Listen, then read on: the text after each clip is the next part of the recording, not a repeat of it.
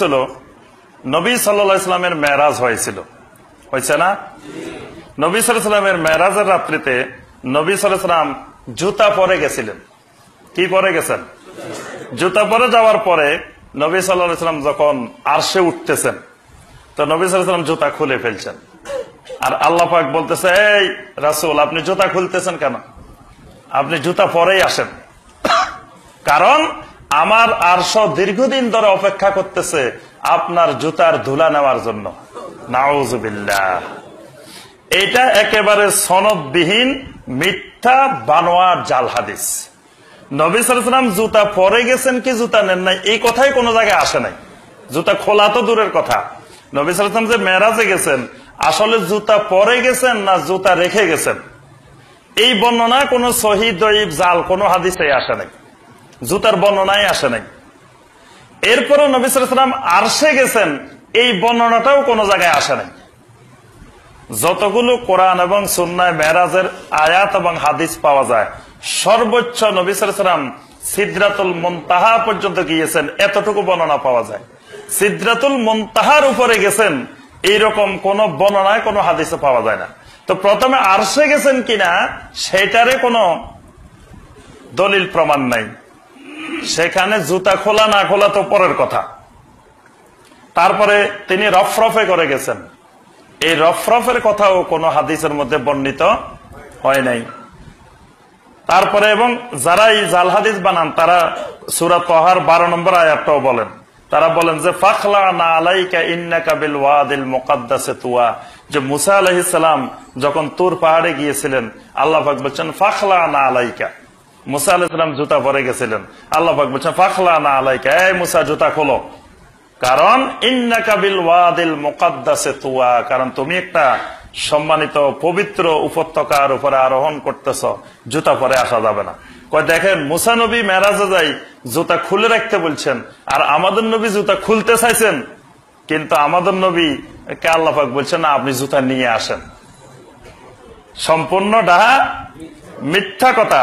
এবং 600 হিজরি পর্যন্ত, 6ষ্ঠ শতাব্দী পর্যন্ত যত ইতিহাসের কিতাব, যত সিরাতের কিতাব এসেছে, এসব কিতাবে এই বিষয়ে কোনো উল্লেখই ছিল না। পরবর্তীতে কোন কোন ইতিহাসের কিতাবে, কোন কোন সিরাতের কিতাবে এই জাতীয় ঘটনা বর্ণনা করা হয়েছে। আব্দুল হাই লখনবী রাহমাহুল্লাহ, আব্দুল হাই লখনবী তিনি হানাফি মাযহাবের একজন প্রখ্যাত আলেম। আব্দুল হাই লখনবী তিনি তার কিতাবের আল আসার কিতাবের 37 নম্বর পৃষ্ঠায় তিনি এই কথাটা স্পষ্ট করে বর্ণনা করেছেন যে এটা সম্পূর্ণরূপে মিথ্যা কথা এবং জাল হাদিস। আরেকজন প্রখ্যাত ইমাম, তার নাম হলো আল্লামা কাজবিনী রহমতুল্লাহ আলাইহ। কাজবিনী রহমতুল্লাহ আলাইহ একটা কিতাব হলো শারহুল মাওয়াহিব। এই কিতাবটার আবার ব্যাখ্যা লিখেছেন আল্লামা জুরকানি, সেটার নাম দিয়েছেন শারহুল মাওয়াহিবুল লাদুনিয়া। এই কিতাবের 8ম খণ্ডের 223 পৃষ্ঠায় লেখা হয়েছে, লাম ইয়ারিদ ফি হাদিসিন সহিহিন ওয়ালা হাসানিন ওয়ালা দঈফিন আন্নাহু জাওয়াজা সিদরাতাল মুনতাহা। তিনি লিখেছেন যে এমন কোন সহিহ হাদিস বা হাসান হাদিস বা দুর্বল হাদিস, দঈফ হাদিস আসে নাই যে নবী সাল্লাল্লাহু আলাইহি ওয়াসাল্লাম সিদরাতুল মুনতাহা অতিক্রম করেছেন। এরকম কোন সহিহও আসে নাই, হাসানও আসে নাই, কোন দঈফ হাদিসও আসে নাই। বাল যাকারা ফিহা আন্নাহু ইনতাহা ইলা মুস্তাওয়া সামিআ ফিহি শরীফ আল আকলাম, বরং যতগুলো হাদিস এসেছে সেখানে নবী সাল্লাল্লাহু আলাইহি ওয়াসাল্লাম বলেছেন আমি এমন এক জায়গা পর্যন্ত পৌঁছেছি যেখান থেকে কলমের খসখস আওয়াজ, শব্দ শুনতে পেয়েছি। এই পর্যন্ত পৌঁছার কথা হাদিসে পাওয়া যায়। এর উপরে আরশের মধ্যে বা অন্য কোথাও নবী সাল্লাল্লাহু আলাইহি ওয়াসাল্লাম গিয়েছেন এরকম কোন বর্ণনা কোথাও পাওয়া যায় না। ওয়ামান যাকারা আন্নাহু জাওয়াজা যালিকা ফাআলাইহিল বায়ান, তিনি বলেন যারা বলে যে নবী সাল্লাল্লাহু আলাইহি ওয়াসাল্লাম এর উপরে আরো অতিক্রম করেছেন, ফাআলাইহিল বায়ান, তাদের ব্যাপারে আমার অনেক কথাবার্তা আছে, অর্থাৎ তাদের কথা সঠিক নয়, তাদের কথা মিথ্যা কথা। ওয়া আন্না লাহু বিহি ওয়া লাম ইয়ারিদ ফি খাবরিন সাহাবিতিন ওয়ালা দাঈফিন আন্নাহু রাকালাস, বলতেছেন এটা কেমন করে সম্ভব যেখানে একটা হাদিসে আসে নাই, খবরে আসে নাই, সহিও না দঈফও না, যে নবী সাল্লাল্লাহু আলাইহি ওয়াসাল্লাম আরশে আরোহণ করছেন। ওয়া ইফতারাউ বাদিহিম লা ইউলতাফাত। সুতরাং কেউ যদি আল্লাহর ব্যাপারে, আল্লাহ রাসূলের ব্যাপারে মিথ্যা কথা বলেন, তো লা ইউলতাফাত ইলাইহি, সেই দিকে আমাদের তাকানোর দরকার নাই। এটাই আহলুস সুন্নাহ ওয়াল জামাতের আকীদা। তো যেখানে নবী সাল্লাল্লাহু আলাইহি ওয়াসাল্লাম আরশে গেছেন কিনা এটারই কোনো দলিল প্রমাণ নাই, সেখানে জুতা খোলার প্রশ্নই তো আসে না। অথচ আমরা সবাই জানি কিন্তু আমাদের রাসূল জুতা নিয়ে আরশে উঠছে। এই জন্য অনেকে গান বানাইছে যে আরশে মুআল্লার চেয়ে তুমি খাঁটি তুমি হও। খাঁটি কোন জায়গা? আরশে মুআল্লার থেকে। আরশে মুআল্লার চেয়ে তুমি দামি তুমি হও। দামি হলো মদিনা। নাউজুবিল্লাহ।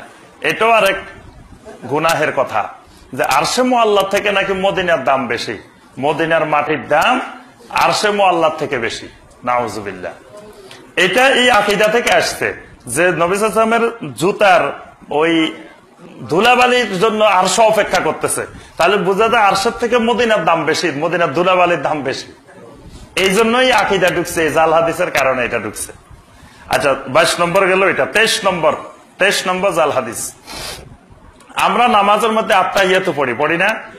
আত্তাহিয়াতু দুইটা পড়ি, একটা ছোট আত্তাহিয়াতু আর একটা কি বড় আত্তাহিয়াতু। ছোট আত্তাহিয়াতু হইলো কোন পর্যন্ত? আবদুহু ওয়া রাসূলুহু পর্যন্ত। আর বড় আত্তাহিয়াতু হলো দরুদ শরীফ, তারপরে দোয়ায়ে মাসুরা, সবগুলা মিলে বড় আত্তাহিয়াতু। বাংলাদেশে আত্তাহিয়াতু দুই ভাগে বিভক্ত, একটা ছোট আত্তাহিয়াতু আর একটা বড় আত্তাহিয়াতু। আচ্ছা, ছোট আত্তাহিয়াতু যেটা, এটা নাকি মেরাজের রাত্রিতে পাওয়া গেছে। মানে নবী সাল্লাল্লাহু আলাইহি ওয়াসাল্লাম যখন মেরাজে গেলেন, গিয়ে আল্লাহ পাক জিজ্ঞাসা করতেছেন, আমার হাবিব দোস্ত পৃথিবী থেকে আসছেন, আমার জন্য কি নিয়ে আসছেন? তো নবী সাল্লাল্লাহু আলাইহি ওয়াসাল্লাম কি বললেন? আত-তাহিয়াতু লিল্লাহি ওয়াস-সালাওয়াতু ওয়াত-তাইয়্যিবাত। এবার দোস্ত তো এটা নিয়ে গেছে, এখন আল্লাহ কি দিবেন? আল্লাহ পাক বললেন, আসসালামু আলাইকা আইয়ুহান নাবিয়্যু ওয়া রাহমাতুল্লাহি ওয়া বারাকাতুহু।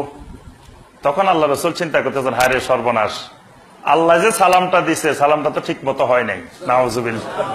কারণ আল্লাহর সালামের মধ্যে খালি আমাকে সালাম দিছে, আমার উম্মতের তো দেয় নাই। তখন নবী সাল্লাল্লাহু আলাইহি ওয়াসাল্লাম কি বললেন? আসসালামু আলাইনা ওয়া আলা ইবাদিল্লাহিস সালিহিন। কই দেখেন, দয়ার নবী, আমার দয়াল নবীজি মেরাজে যায়, আরশে যায়, উম্মত বলে নাই, উম্মতের ঢুকাই দিছে। ওয়া আলা ইবাদিল্লাহিস সালিহিন, যে আল্লাহ আমার সালেহীন বান্দা যারা তোমার, তাদের উপরও সালাম। খালি আমাকে সালাম দিলে হবে না, আমার সালেহীন বান্দারা। ফেরেশতারা শুনি রয়েছে চারিদিকে যে আল্লাহর কথা, রাসূলের কথা শুনতেছে। শুনে ফেরেশতারা চিৎকার দিয়ে বলে উঠলো, আশহাদু আল্লা ইলাহা ইল্লাল্লাহু ওয়া আশহাদু আন্না মুহাম্মাদান আবদুহু ওয়া রাসূলুহু। কথাটা কত সুন্দর করে মিলাইছে, দেখছেন? যে আল্লাহকে বলছেন রাসূল, রাসূল আল্লাহ রাসূলকে বলছেন, আবার ফেরেশতারা বলছেন।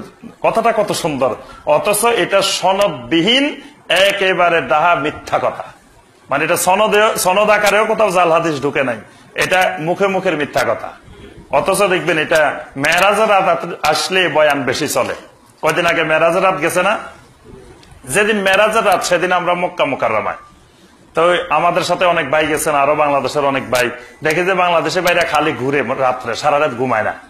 মসজিদে হারামে একবার এদিকে ঘুরে, একবার এদিকে ঘুরে, একবার এদিকে ঘুরে। আমি কই, কি ভাই এরকম ঘুরাঘুরি করতেছে? কয়, হুজুর আজকে না সবে মেরাজ, এখানে কই বয়ানও নাই, দোয়াও নাই, কোনো দিকে কিছু দেখি না। আমরা তো খুঁজতেছি আজকে মেরাজের রাত মক্কায় আসছি, এখানে কিছু দোয়া হবে, জিকির আজকার হবে, কিছু হবে, কোন জায়গায় কিছু দেখি না। তা আমি বললাম যে ওইটা হলো বাংলাদেশের ইসলাম, ওইটা মক্কা মদিনার ইসলাম না। মেরাজের রাত্রে ওয়াজ হইব, বয়ান হইব, দোয়া হইব, জিকির আজকার হইব, এটা হলো বাংলাদেশের প্রচলিত ইসলাম। এটা রাসূল সাল্লাল্লাহু আলাইহি ওয়াসাল্লামের প্রবর্তিত প্রচলিত ইসলাম না। এজন্য ওই রাজধানীতে যাই খুঁজতে হবে আসলে রাজধানীতে আছে কিনা। তো এই মেরাজের রাত্রি আসলে আমরা এই গল্প শুনি, এই বয়ান আমরা ছোটবেলা থেকে শুনে আসতেছি যে এই আত্তাহিয়াতু এটা নাজিল হয়েছে কোন দিন? মেরাজের রাত্রিতে। অথচ এটা একেবারে ডাহা শতভাগ মিথ্যা কথা। 24 নম্বর জাল হাদিস। নবী সাল্লাল্লাহু আলাইহি ওয়াসাল্লাম মেরাজে গেছেন, দেখেন এক মুহূর্তের মধ্যে সবকিছু ঘটে গেছে, এক মুহূর্তের মধ্যে। এবং নবী সাল্লাল্লাহু আলাইহি ওয়াসাল্লাম যে ওযু করে গেছেন পানি, আশি দেখতেছেন পানি গড়াইতেছে, তারপরে শিকল নড়তেছে, বিছানা যেমনি গরম, নবী সাল্লাল্লাহু আলাইহি ওয়াসাল্লাম উঠছেন বিছানা তখনও গরম। এই জাতীয় যত কথা আছে এই সবগুলা সম্পূর্ণ বানোয়াট মিথ্যা কথা, জাল হাদিস।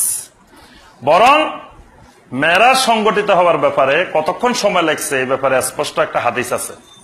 হাদিসটি মাজমাউল জাওয়ায়েদ আল্লামা হাইসামি রাহমাহুল্লাহ এই হাদিসটি সংরক্ষণ করেছেন। হাদিসটির মধ্যে আছে যে নবী সাল্লাল্লাহু আলাইহি ওয়াসাল্লাম রাত্রের প্রথম ভাগে গেছেন, রাত্রের শেষ ভাগে ফিরে আসছেন। তা আবু বকর রাদিয়াল্লাহু তাআলা আনহু সকালবেলা আসছেন, এসে নবী সাল্লাল্লাহু আলাইহি ওয়াসাল্লামকে বললেন, ইয়া রাসূলুল্লাহ আইনা কুনতাল লাইলা ফাকাদ আলতামাসতুকা ফি মাকানিক ফালাম আজিদকা। হে আল্লাহ রাসূল সাল্লাল্লাহু আলাইহি ওয়াসাল্লাম, সারা রাত ধরে আমরা আপনাকে খুঁজতেছি, কিন্তু আপনাকে আমরা কোথাও পাচ্ছিলাম না, আমরা তো পেরেশান হয়ে গেছিলাম। কারণ তখন শত্রুদের চতুর্দিকে শত্রুদের আনাগোনা, নবী সাল্লাল্লাহু আলাইহি ওয়াসাল্লামকে হত্যা করে ফেলবেন যে কোনো সময়ে। সাহাবায়ে কেরাম প্রতি মুহূর্তে মুহূর্তে নবী সাল্লাল্লাহু আলাইহি ওয়াসাল্লামকে পাহারা দিতেন, খবর নিতেন। পুরা রাত ধরে নবী সাল্লাল্লাহু আলাইহি ওয়াসাল্লামকে পান নাই, রাত্রের প্রথম অংশ থেকে শেষ অংশ পর্যন্ত পান নাই। রাত্রির শেষ ভাগে নবী সাল্লাল্লাহু আলাইহি ওয়াসাল্লাম মেরাজ সম্পন্ন করে ফিরে আসছেন। তাহলে বোঝা যায় মেরাজ এক মুহূর্তে হয় নাই, মেরাজ একটা রাতে সংগঠিত হয়েছে। এজন্য আল্লাহ পাক বলছেন সুবহানাল্লাযী আসরা, যে তিনি সেই সুবহান আল্লাহ যিনি তার বন্ধুকে রাত্রিকালীন ভ্রমণ করিয়েছেন। আসরা মানে, ইসরা মানে রাত্রিকালীন ভ্রমণ, ভ্রমণটা দিনে হয় নাই, ভ্রমণটা রাত্রিকালীন ভ্রমণ। কিন্তু আমরা জানি যে এটা এক মুহূর্তের মধ্যে সব হয়ে গেছে, সব নড়াচড়া করতেছে। এই এক মুহূর্তের মধ্যে হওয়া এই কথাটা জাল হাদিস, এটা মিথ্যা কথা।